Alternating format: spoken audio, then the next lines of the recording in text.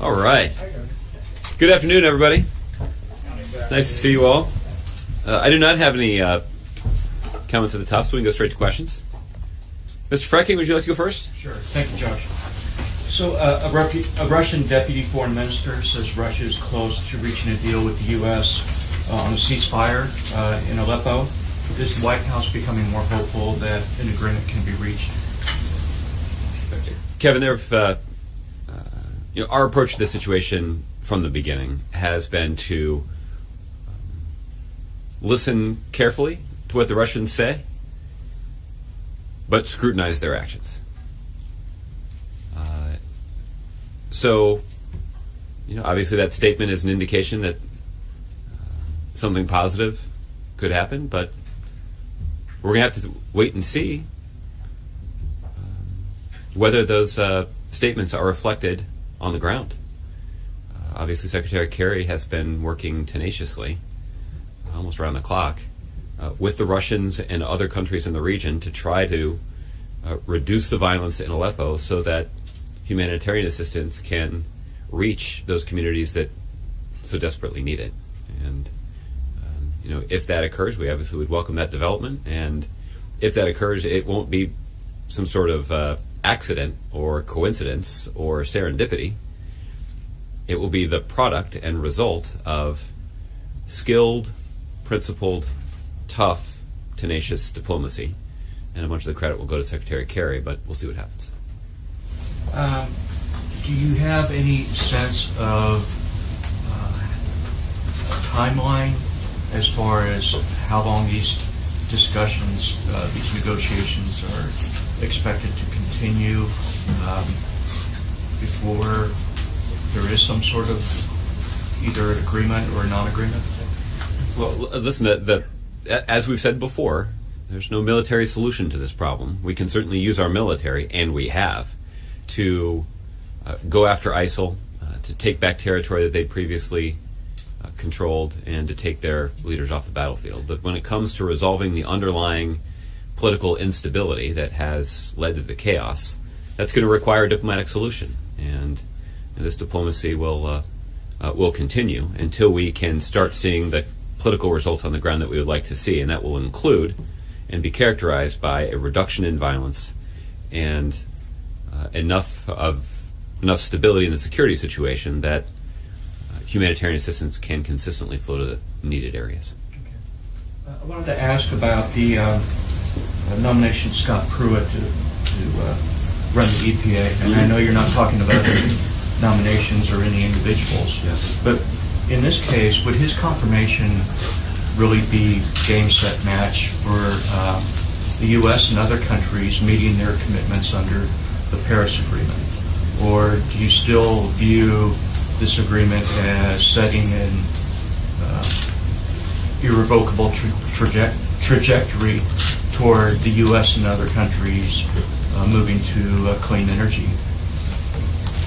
Well, listen, Kevin, I think this is a perfectly legitimate question. The president has himself observed that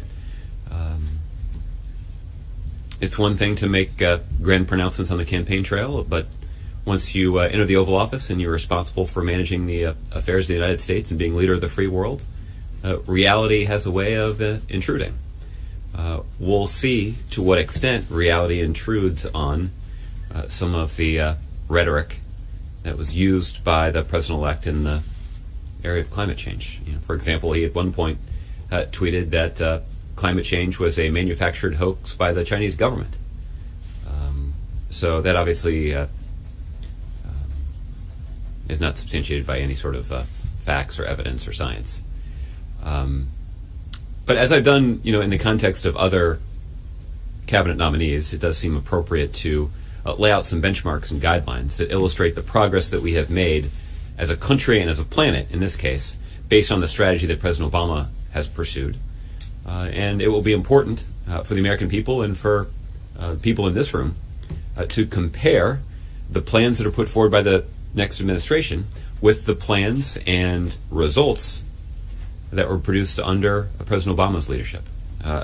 This one I think I can do in a relatively concise fashion. I think there are 4 areas that I would recommend.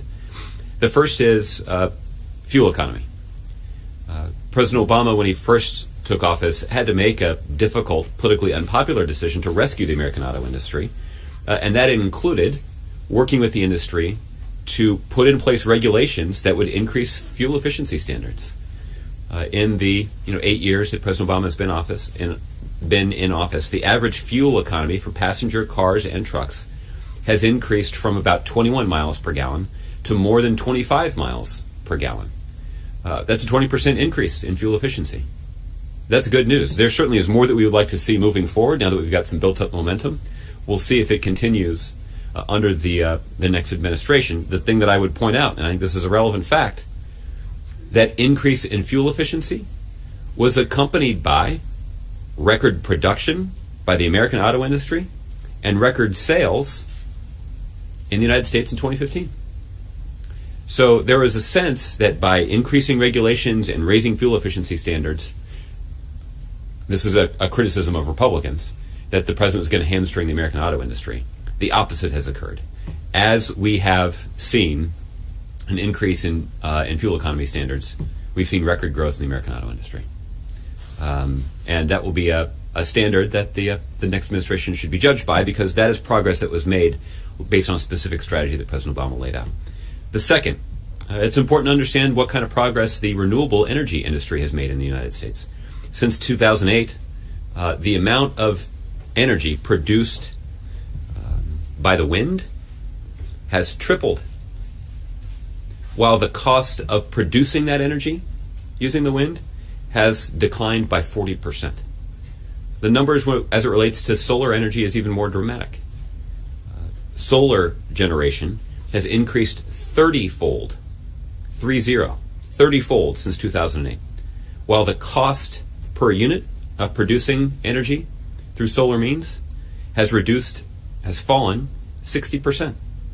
And that has led to a lot of economic benefits for the American people. The renewable energy industry in the United States employs 2.5 million people. And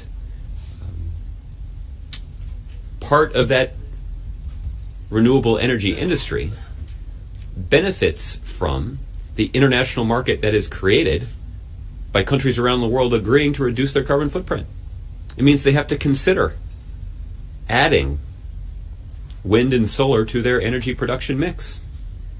And the United States is poised to be a leader in that industry. And it is undermined, in part, by a unilateral withdrawal from the United States from that international agreement. The third thing, CO2 emissions. Carbon dioxide emissions from energy consumption has fallen by more than 500 million metric tons per year from 2008 to 2015. That's a pretty significant reduction. And that reduction occurred even as our economy grew.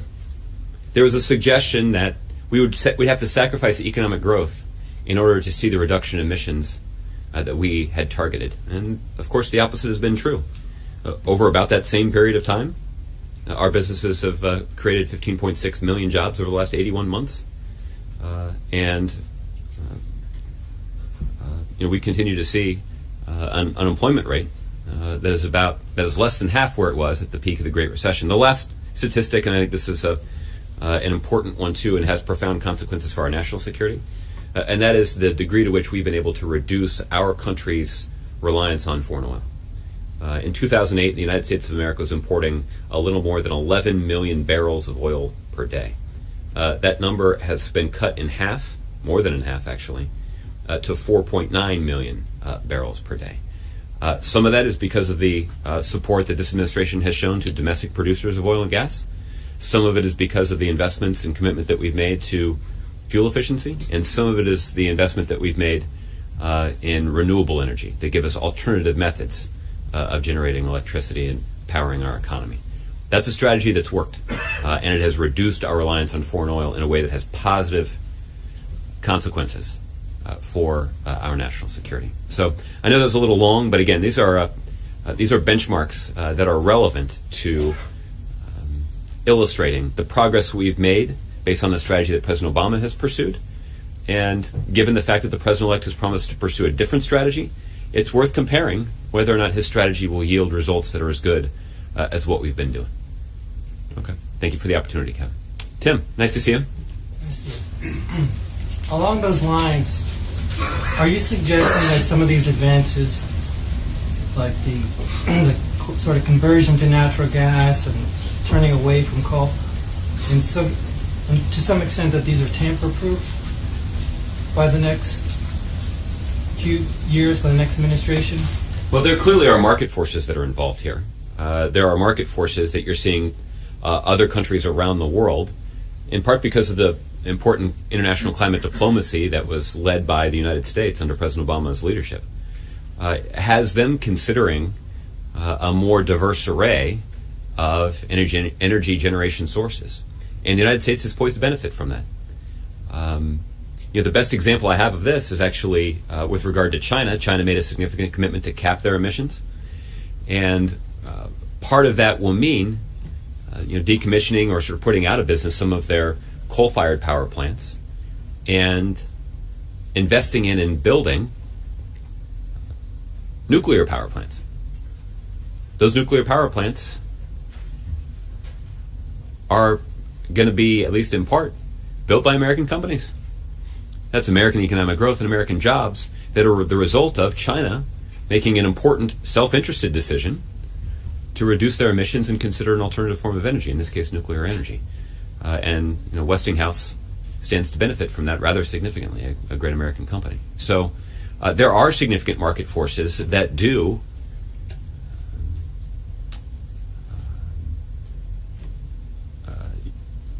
counter the argument that's not rooted in science that's being made by the other side.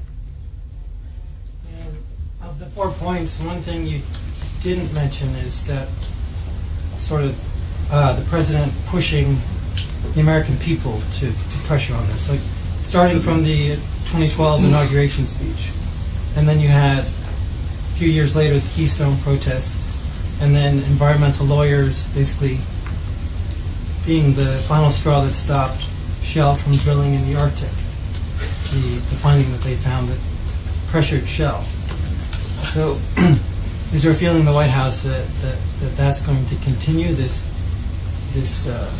swell of pressure, and also make these things more tamper-proof? Well, it's also, in addition to market forces that are already at work here, that are moving our economy and our country and our planet in a more healthy direction. That's not a historical mistake either. It has required presidential leadership by President Obama. It has also required the commitment and action of people all across the country who want to make sure that our planet is protected for future generations. There's people in both parties.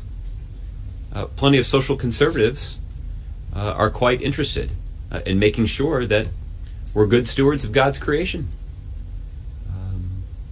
And it turns out there's a way to be good stewards of God's creation even as we look for smart ways to grow our economy, and that's exactly the strategy that President Obama's pursued. And just two more on this. Do you know how the president feels personally? I mean, since well before the first election, when he was a senator, this was a big issue for him. Yeah. And he was the first to go to the sitting president to go to the Arctic. Mm-hmm. How does he feel that the Clean Power Plan and the Paris Agreement could be vulnerable? The president talked about this at some length in the context of the election. And the president is quite proud of the legacy that he's established in focusing not just America's attention, but the world's attention on taking action to fight climate change. And the historic agreement in Paris is certainly a good, tangible example of what the world can accomplish when the United States is committed to playing a leading, principled role in solving problems. But ultimately, it'll be up to the next president to decide. And there's no denying that that progress is at risk because we've got a president-elect who has identified different priorities and has even been critical of some of this progress. And that's unfortunate, but elections have consequences. And last one, what are the chances that the president will be active in the climate after January 20th? Well, as you've heard the president say a number of times now, I think immediately after leaving office, the president's looking forward to taking some time off and catching up on some sleep, as he regularly tells Mark Knoller, taking his wife on vacation, and and maybe even putting pen to paper and writing a book. So I wouldn't expect aggressive public advocacy on January 21st. But is this an issue that the president cares about? It absolutely is, and it's not hard to imagine. President Obama finding an appropriate way, as a former president of the United States, continuing to encourage people to advocate for building on the momentum that we've already achieved under the president's leadership in fighting climate change, and doing it in a way that ends up being good for the U.S. economy. Okay. All right, Dave. Thanks, Josh. The Senate is voting right now on the NDAA, which, of course, forbids the administration from closing Guantanamo. Assuming that it passes, is that the last word on the president's efforts to close Gitmo? Well, Dave, I would expect the administration to continue to pursue the strategy that we've been pursuing for almost 8 years now, which is being engaged in an effort to reduce the population of the prison at Guantanamo Bay, even as we do so in a way that we believe is good for our national security. Continuing to operate the prison at Guantanamo Bay only gives terrorist organizations a recruiting tool. And what the president and his team have structured is a process for 6 different national security agencies to come together to review the individual case files of the prisoners, determine which of those detainees can be transferred to other countries, and under what conditions. And once those transfers are approved, the State Department has to go to work in negotiating with other countries to ask them to accept these detainees and to apply these security restrictions. And ultimately, that strategy has worked to reduce the prison population by more than 175 since President Obama took office, and to make the American people safer. But the president still believes that the prison should be closed. Doing so would make our country safer and would save taxpayers a significant sum of money. But there are obstacles to doing that have been erected by Congress that remain in place. Do you have any updates on the 58 or so detainees who are still there? I don't have any updates at this point. But as we make transfers, we always announce those transfers publicly, and we make public the name and destination of the detainee that's been moved. Formally closing Gitmo was something the president has been trying to do since day one. Why was almost literally. Why wasn't he able to make the case? Look, I think that he and others, including myself, have repeatedly made the case. Is a case that Democrats and Republicans alike, who are national security experts, have served in our military, have worked in the intelligence community, they don't just understand the argument that we're making, they agree with it. But the politics of this are potent.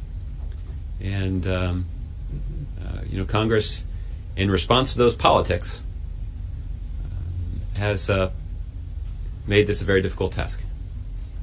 Okay, Ron.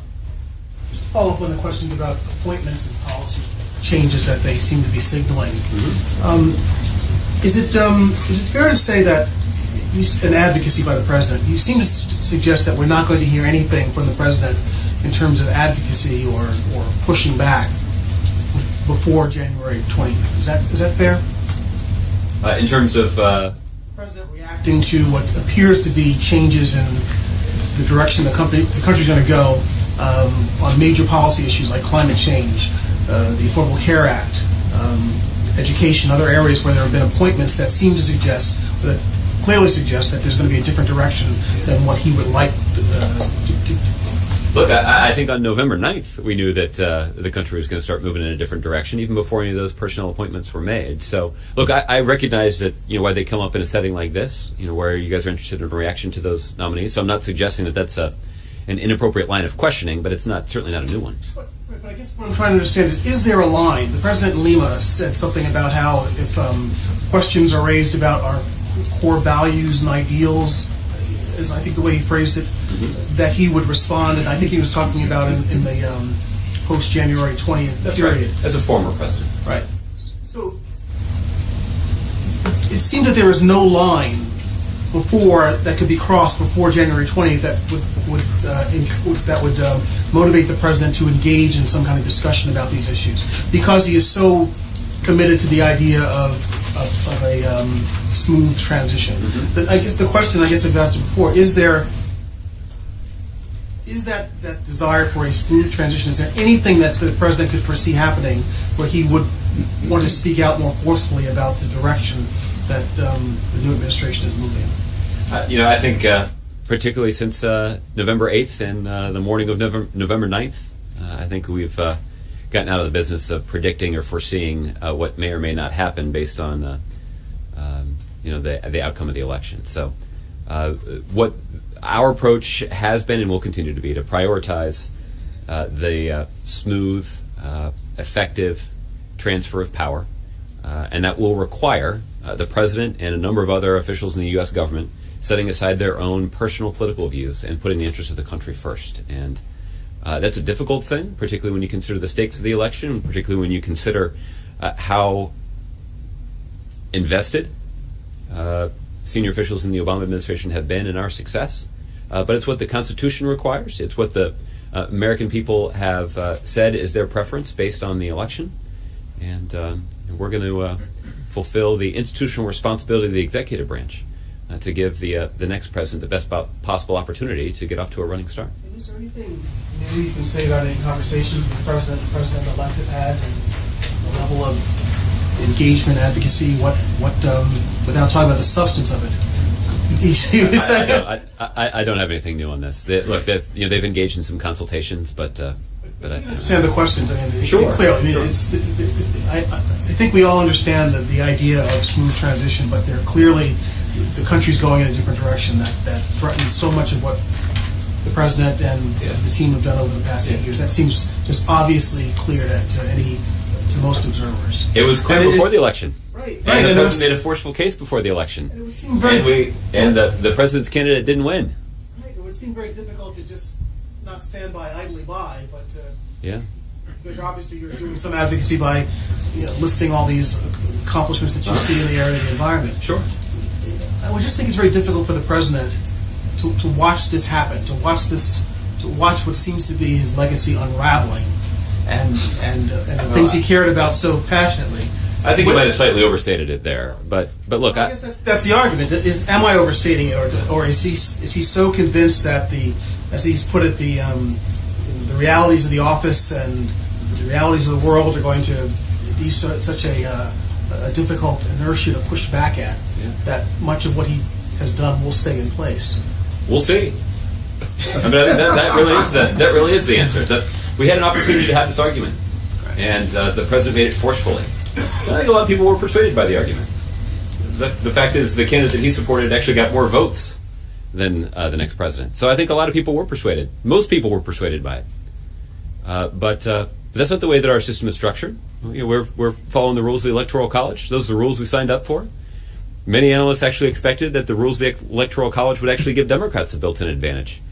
Didn't turn out that way. The time for these kinds of debates, at least on the part of those of us who serve in the executive branch, has passed, because we've got a more important responsibility. And that is doing the will of the American people and ensuring a smooth and effective transition to the next administration, because that's what's in the best interest of the country. Is he having any conversations with Mrs. Clinton while she's in town? None that I can report, none that I'm aware of, but I can't rule it out. Okay? Kevin. Thanks, Josh. I want to ask you about the president's thoughts about the Dreamers. Is there anything that he can do to protect their future vis-a-vis commutations or pardons? There's been some talk that that's something that he would strongly consider. And it's sort of a secondary question on the same topic. Is it fair to say that the president is strongly considering perhaps pardons or commutations for other high-profile individuals, Manning, Bergdahl, Snowden, and others? I don't have a whole lot to say about the clemency process. The president has talked about this at some length earlier this year. A couple things I can say. The first is the president cannot use his clemency authority to legalize the immigration status of anybody. And that is why we pursued the executive actions that we did, and is why the president was such a forceful advocate for legislation that would correct so many of the injustices and implement so many of the reforms that would improve our immigration system in a way that would enhance our national security, improve our country's fiscal situation, and obviously ensure that we're treating people fairly, and giving America the benefit, the upside of immigrants who come to this country and create jobs and serve in our military and live in our communities and make the United States the great country that it is.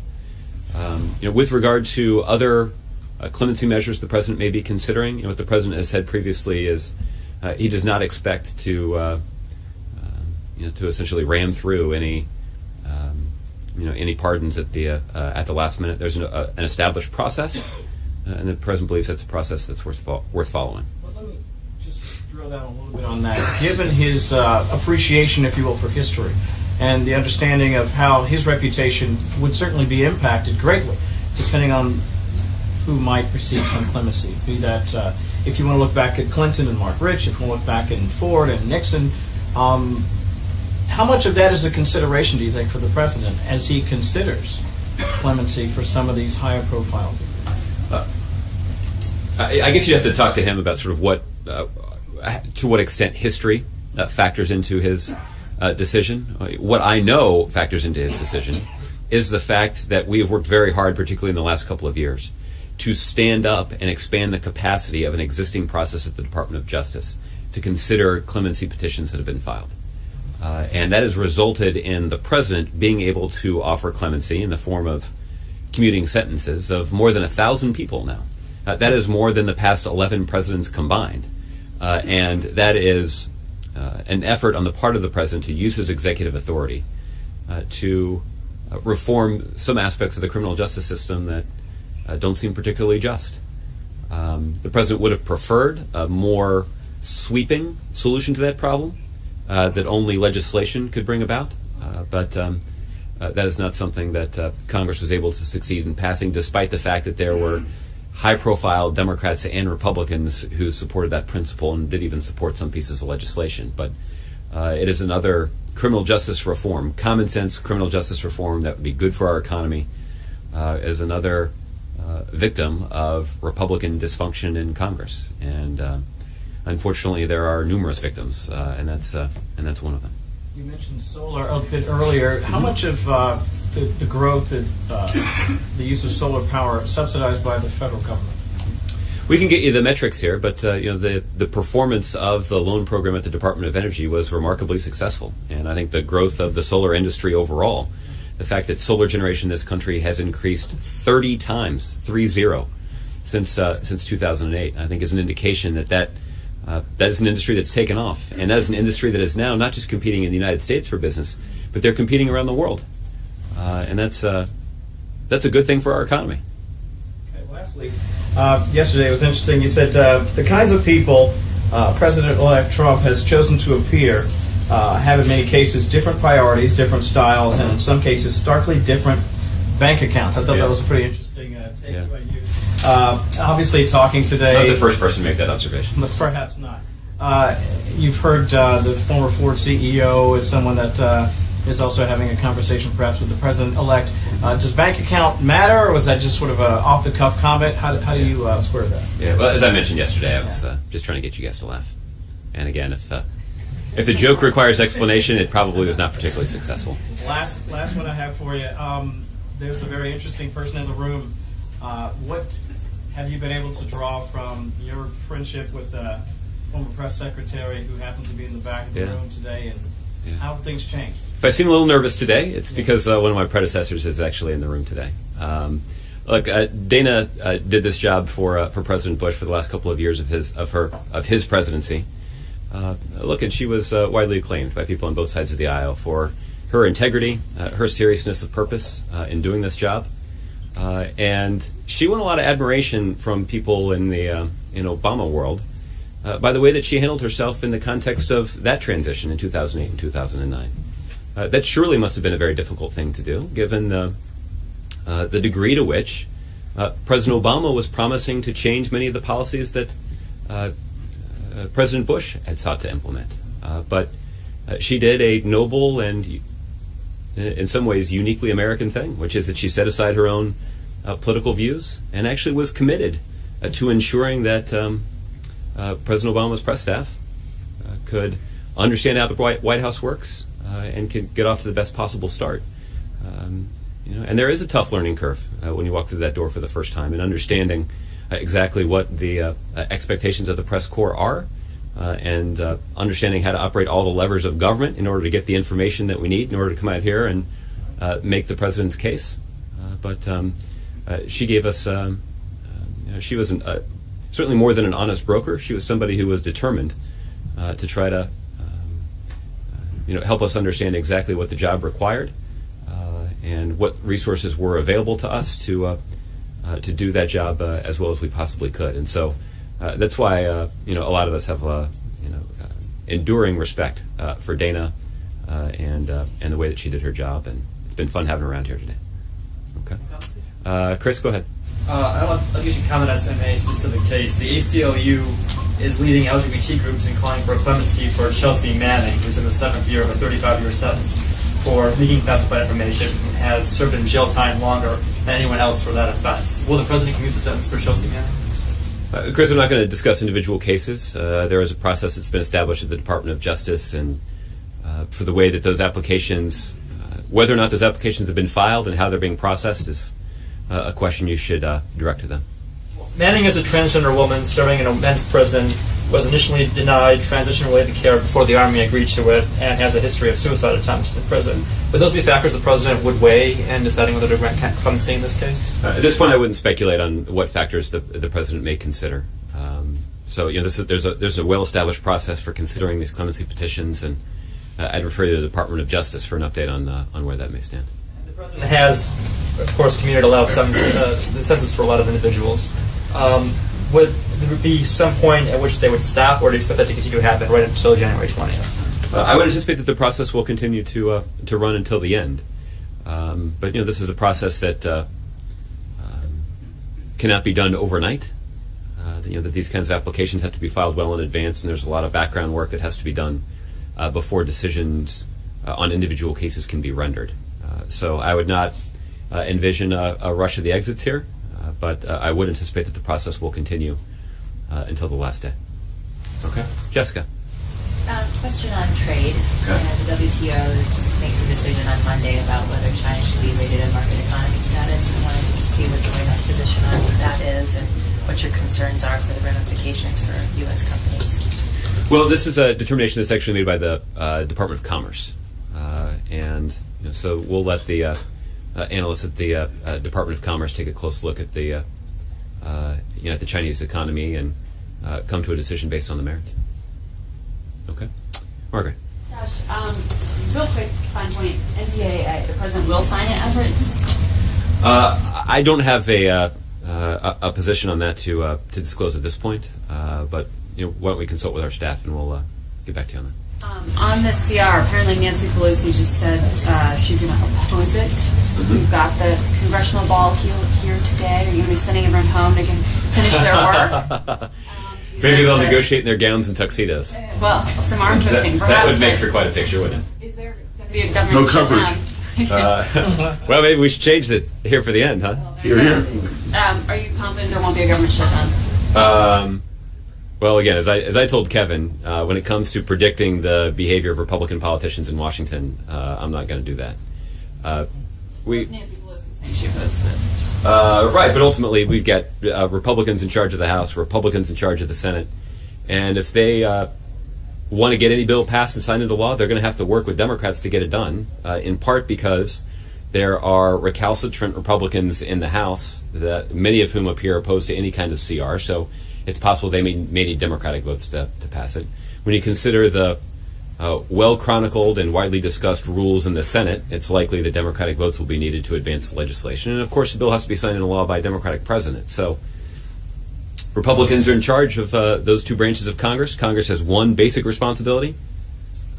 Well, they've got many basic responsibilities, but among the more important basic responsibilities is passing a budget for the U.S. government and making sure that the government can function.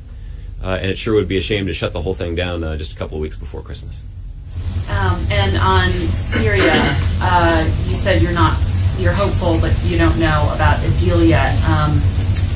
Riyad Hijab, who's the Syrian prime minister who defected and is now the political leader of the opposition that the U.S. and other powers recognize, had some blistering criticism that I want you to be able to respond to. He told the Wall Street Journal in an interview that history will never forgive Obama for what he has done to the Syrian people. He's raised their expectations, and then he gave Bashar al-Assad the green light, talking about strengthening Iran's position in Syria, saying that Assad must go and not doing anything to oppose him. How do you respond to that? Well, listen, given the tragedy that has befallen his country, it's not surprising to me that he's using some rather pointed rhetoric to make his argument. But ultimately, the President of the United States has one overriding responsibility, and that's to look out for the interests and safety of the American people. And that's what President Obama has prioritized over everything else. We certainly have been deeply concerned about the plight of the Syrian people, and that's why the United States has devoted significant time and attention and resources to trying to bring that violence to an end. The President and the United States have played the leading role in the international community to reach the kind of negotiated diplomatic solution that will be required to bring that violence to an end. And there is just no military solution that would work. And I think my evidence for that is that there are some people who hint that the President should ramp up military operations, but there's no real coherent description of a military solution that anybody's really described. And I think that, and I certainly don't mean that as a criticism of the gentleman that you cited, I mean that as an illustration of just how complex the situation is. And the President at every turn has put the interest of the United States first. That's the responsibility of the Commander-in-Chief. But to his point on history not forgiving the President, is the President certain that history will see his side of things and his view of this? So, listen, I think if we know anything about history, it's that historians tend to disagree about history. And I think this may be an area where historians do end up quibbling just a little bit.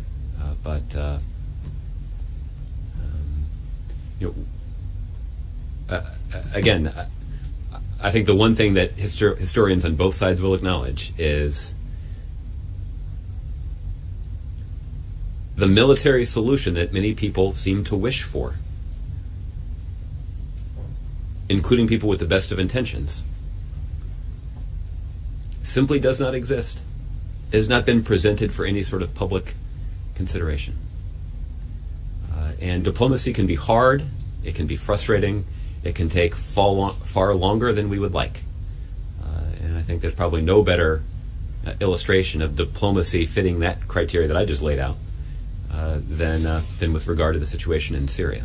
It has been hard, it's been frustrating, and it's taken far longer than we would like. But that's the only solution. That is the only way we can bring this violence to an end. It's the only way we can address the underlying chaos in Syria, and it's the only way we can expedite the provision of badly needed humanitarian assistance. And the United States has done more than anybody else to try to find that diplomatic solution, but we haven't found it yet. Okay. Kenneth. Thank you, Josh. Leading up to the election, the president was quite vocal about President-elect Donald Trump's use of Twitter and how he communicated on Twitter. And you've said the president knows it's his responsibility to look out for the interests of the American people, look out for the American people and business. So is this White House and the president concerned about the president-elect targeting certain businesses, i.e. Boeing, or individuals, American citizens, on Twitter, i.e. the union leader of Carrier factory jobs that was in the news last week? Mm-hmm. Any concern, any thoughts? Obviously, I'm sure you heard about the union leader being targeted this morning and the criticism there. I've got lots of thoughts, and as tempting as it is, I'm going to refer questions about the Twitter handle of the president-elect to the president-elect's team. Okay. Josh, also back to Dreamers, we asked about it yesterday and again today, but is there a message for those who came out of the shadows at the urging of this administration? Is there a message to those folks who are now nervous about what's going to happen after January 20th? I feel like the White House hasn't put out that message or spoken directly to those dreamers who feel that what the information that they've given to the government coming out of the shadows is now in jeopardy. Well, Kenneth, I think there are a couple of things about this. The first is that the White House has been in close touch with a number of advocacy organizations, even in the aftermath of the election, to talk to them about the facts of immigration policy, and to try to offer some reassurance. Certainly, the president and his transition team have gone to great lengths to describe and explain the policy that we have pursued to the incoming administration, so that when they begin the process of making some decisions about what our immigration policy should look like, they can have the benefit of understanding exactly what our approach has been and what the benefits of that approach are. We're also continuing to encourage Congress to take action. Ultimately, the kind of executive action that President Obama has pursued was largely pursued because of congressional inaction. We would much have preferred Democrats and Republicans in the Congress to capitalize on the obvious bipartisan ground that exists to implement common sense immigration reform that would strengthen our economy, that would reduce the deficit, that would strengthen our borders, and ensure that we were treating fairly the hundreds of thousands of people in this country that are American in every way but their papers. These are hundreds of thousands of people who were brought to the United States as children and have grown up in America, enmeshed in our communities, going to our schools, attending our churches, serving in our military. So the president believes that we certainly are a nation of laws that should be enforced, but we're also a nation of immigrants, and our policy should reflect that as well. And finally, when the president told CNN that the strength of ISIL or ISIS, quote, wasn't on his intelligence radar, was he faulting the intelligence that he was getting or the failure of the intelligence? Well, I'm glad you asked. I know that some have perceived it that way, but the fact is, back in September of 2014, the director of the Office of National Intelligence, Jim Clapper, told David Ignatius, a writer for the Washington Post, quote, in this case, we underestimated ISIL and overestimated the fighting capability of the Iraqi army. He continued, I didn't see the collapse of the Iraqi security force in the north coming. I didn't see that. So the president's comment to Fareed Zakaria for that documentary are consistent with the comments that you heard from the director of national intelligence more than 2 years ago about how difficult it would have been to accurately predict the effectiveness of ISIL on the battlefield and the ineffectiveness of an Iraqi security force that essentially had been hollowed out by the corruption and failed leadership of Prime Minister Maliki. those are the facts, and the president discussed them in that interview, not for the first time. Okay, Mark. Yeah, Josh, sort of a very forward question. I know we had this week in Victor Air Force Base a speech framing the president's record on counterterrorism, lessons learned, etc. Does he envision a sort of more expansive farewell speech talking about lessons learned and what his legacy ought to be? There certainly is the possibility of that, so stay tuned. After the holidays, maybe? Not before the holidays. Okay, good. Michelle. We've had a lot to say so far about the Pruitt appointment, and you made those environmental points.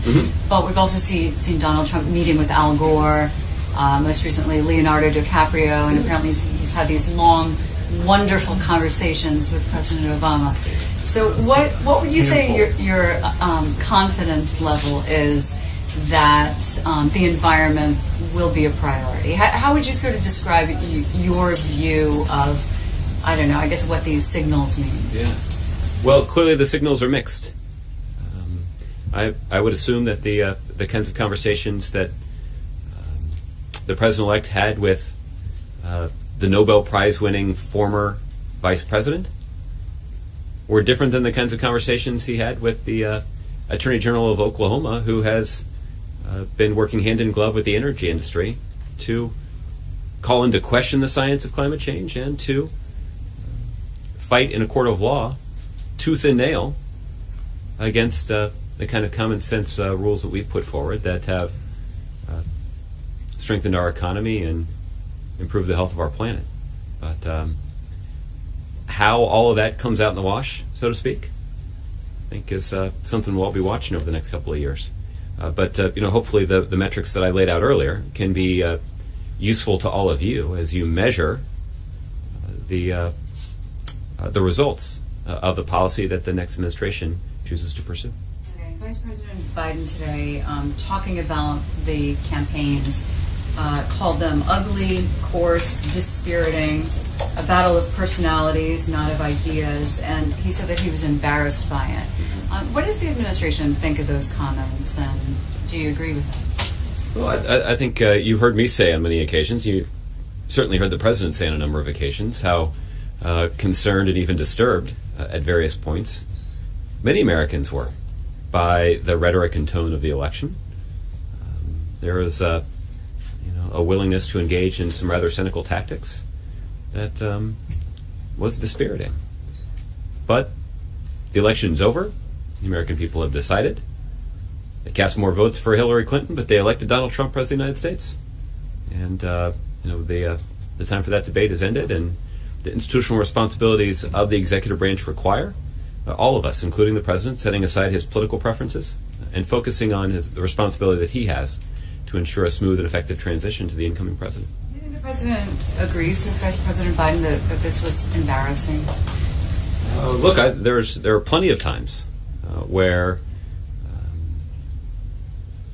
I think all Americans, certainly a large number of Americans, were disturbed by what they saw. And but our opportunity to have that debate has well, first of all, there was ample opportunity to have that debate, and I don't think there was any mystery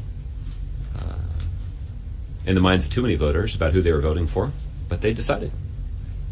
Okay, and we keep hearing more calls for briefings by members of Congress want to be briefed on that Russian intelligence on hacking. So what is the status of that? Yeah. I can tell you that those kinds of briefings and the provision of that information continues on the part of the intelligence community to members of Congress who seek it out. They obviously have a direct responsibility to those congressional committees that are charged with providing oversight over certain elements of the executive branch, but there are other members of Congress who are interested in this issue who have also received briefings and information from the administration. And we're going to continue to cooperate with Congress, and there is some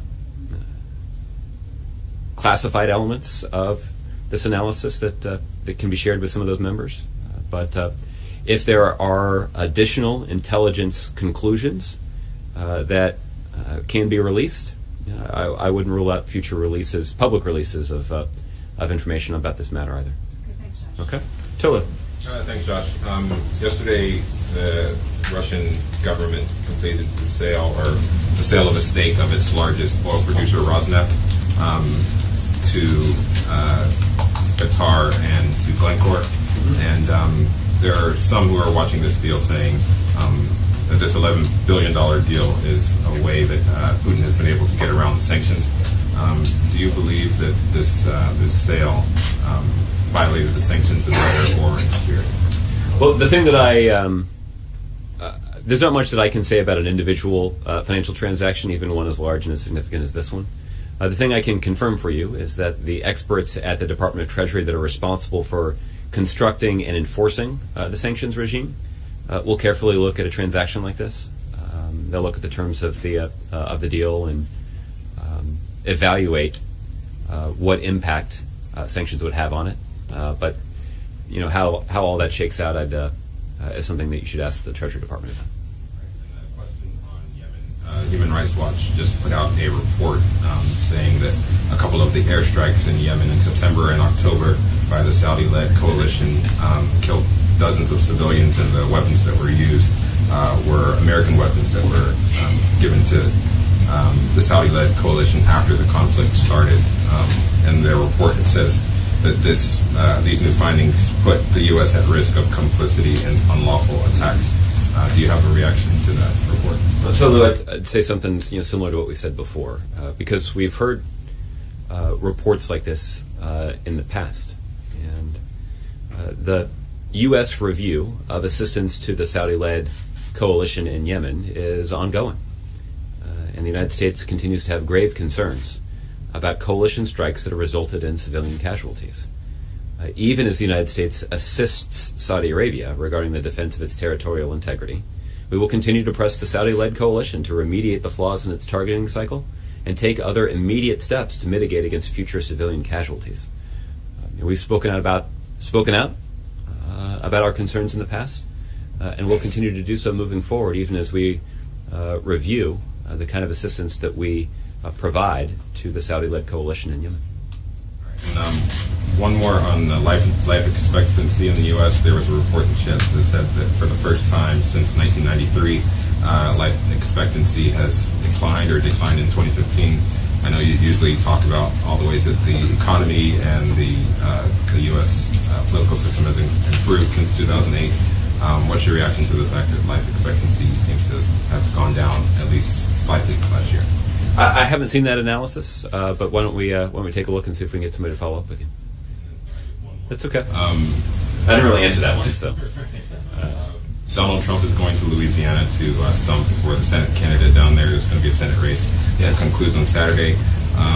There's been some concern that Democrats don't seem to be, at least national Democrats don't seem to be rallying behind the candidate down there. Is the president aware of this race? Is he involved in any way? Does he have any reaction to how national Democrats are engaging in that race? Yeah, listen, Louisiana has a peculiar election system that results in these kinds of runoffs occurring quite frequently.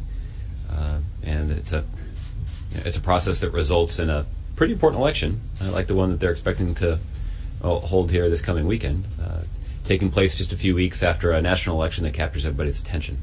So it's not the first time that there's been a discussion about whether one national party or the other is giving short shrift to the outcome of a runoff in Louisiana. I'll admit that I've been a little busy here lately, and I haven't been following the contours of the race. But look, so I don't know to what extent President Obama has weighed in or supported a candidate. I know that there are some Democrats across the country that have been supportive of the candidate down there, but I can't speak to anything that the president's done. Okay, Gardner. Just quickly, Josh, when is the president going to sign the 21st Century Cures Act and in a ceremony? Can you give us any hints about that? I can't at this point. I don't know that we've actually even received the bill at this point. Sometimes it takes a little while to work its way through the bureaucracy of Congress and arrive on the other end of Pennsylvania Avenue. But the president does intend to sign the bill. He was obviously pleased to see a rare moment, a rare bipartisan display that resulted in the passage of this bill that will increase funding for those fighting opioid addiction and increase funding for the cancer moonshot that the vice president has been tasked with leading over the last year or so. So obviously that's good news, but I don't have any update on the president's schedule in terms of how he'll sign it, but I can assure you that he will. Okay. All right. John. Specific issues that kind of have this CR stalled right now. The big one looks to be the coal miners' health benefits. Where does the president stand? Does he stand with some Senate Democrats who emerged from a meeting and said they're united on that issue? Yeah. Well, I'm glad you asked about this. The truth is, it's quite cynical that Republicans in the Congress would adopt a position of only extending these benefits for the 5-month life of the CR. These are lives and livelihoods that hang in the balance. And there should be bipartisan common ground to address the needs of these 20,000 coal miners who are slated to lose their health insurance at the end of the month. So Democrats are ready to solve this problem, and it's not lost on me, the irony, that Republicans are bragging about the kind of support they have from workers in coal country, particularly retirees in coal country. And now we're prepared to just extend their health care for 5 months. So, we'll have to see exactly whether or not that's something that Republicans in the Congress can fix before they send the bill to the White House. There's one other aspect of the CR that you've heard me talk about before, but, I think it merits repeating. When the problems with the water supply in Flint, Michigan first became public, there was a hue and cry among Republicans on Capitol Hill about how the federal government had let down the people of Flint, Michigan. The study commissioned by the governor of Michigan tells a somewhat different story.